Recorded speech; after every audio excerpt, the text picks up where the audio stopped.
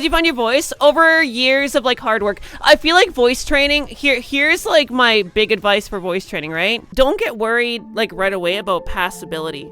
Is basically it.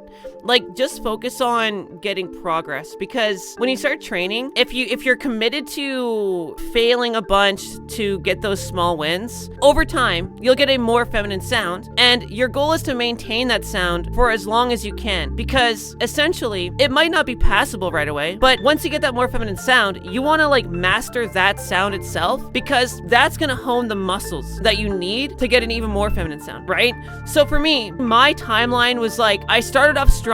I got a much more feminine sound within a month, and then over the course of like 3 months, I was using that. It wasn't passable, but it was more feminine for sure, right? And then I was training for about a year, and I think I got to a point where it was relatively passable, but then I stopped because I ended up moving and stuff.